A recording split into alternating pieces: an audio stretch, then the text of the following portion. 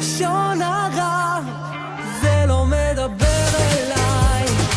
לא מדבר, לא מדבר, לא מדבר אליי. Le nombre d'auditeurs. Il est interdit de médire quel que soit le nombre d'auditeurs. Cependant, plus le public est nombreux, plus la faute est grave. Dans ce chapitre, le Chavetz Chaim va nous expliquer qu'il y a dans certains cas une autorisation de dire du Lashon Hara de répéter du Lashon Hara qui a été dit devant au moins 3 personnes. Cependant, il y a à cela beaucoup de conditions qu'il faut connaître et qu'on va étudier justement pour les connaître. Mais il faut savoir que tout ce éther-là, toute cette permission qui est tellement connue, ça a été dit devant plusieurs personnes, cela est connu, c'est seulement pour les gens qui ont entendu cette chose-là qui a été dit devant 3 personnes. Mais la première personne qui va dire ce Lashon Hara devant les 3 personnes, aura fait un issour de Lashon Hara, puisque pour lui, de divulguer cette information, c'est interdit, puisqu'il la divulgue en premier, et ce n'est pas une information qui a déjà été divulguée devant 3 personnes. Et donc, on l'aura compris, plus le public est nombreux, plus la faute est grave, puisque cette personne aura dit un Lashon Hara à plus grande échelle. S'il y a une personne, il a dit du Lashon Hara devant une personne. S'il y a 2 personnes, il a dit du Lashon Hara devant 2 personnes. 3 devant 3, et ainsi de suite.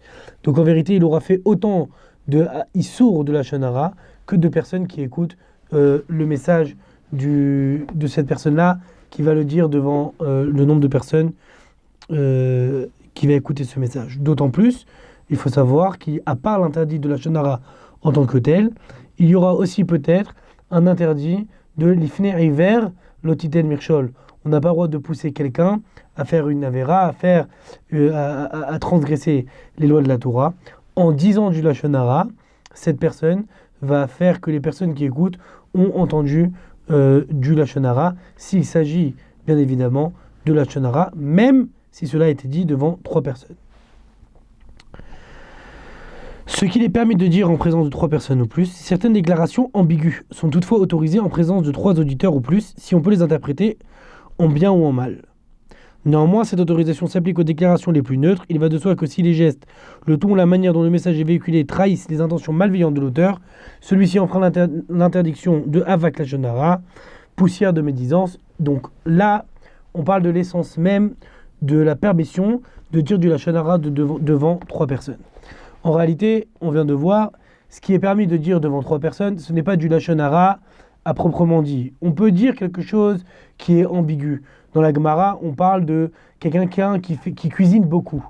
En réalité, quelqu'un qui cuisine beaucoup, ça peut soit vouloir dire que c'est quelqu'un qui est beaucoup attaché à tous les plaisirs de ce monde, qui ne recherche pas une certaine spiritualité. C'est entre guillemets, quelqu'un qui est un goinfre. C'est quelqu'un qui se laisse aller. Ou bien, on peut parler de quelqu'un qui a une grande famille, ou quelqu'un qui héberge chez lui toutes sortes de gens qui sont pauvres, démunis. Et c'est pour ça qu'il y a tout le temps il y a tout le temps des gens qui sont en train de cuisiner chez lui. Il y a beaucoup d'abondance. Cette phrase-là peut être interprétée de 2 manières.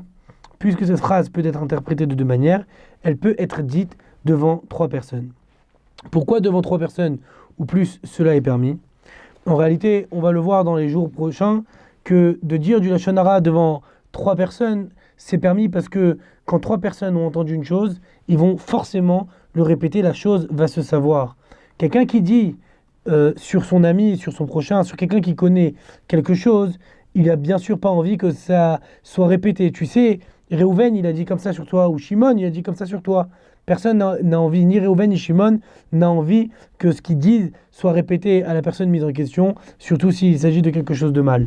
Par contre, si la chose qui a été dite est ambiguë, et qu'il sait qu'elle va être rapportée, et certainement rapportée aussi à la personne mise en question, certainement qu'il cherche à viser le bon côté des choses, qu'il cherche à dire quelque chose qui n'est pas négatif, et en tout cas, c'est certainement comme ça que les gens qui vont l'entendre vont le percevoir, ou en tout cas sont censés le percevoir.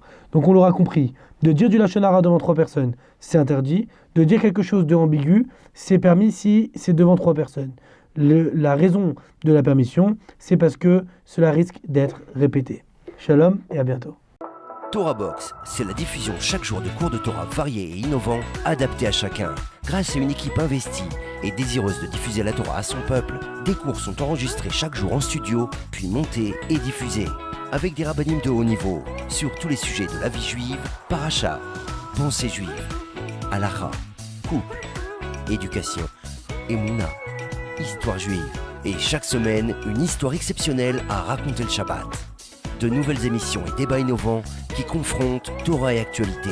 Des concepts de vidéos qui expliquent la halakha de manière ludique, divertissante et accessible. Et des programmes de Torah pour nos enfants. Torah Box, c'est du judaïsme sur mesure pour vous.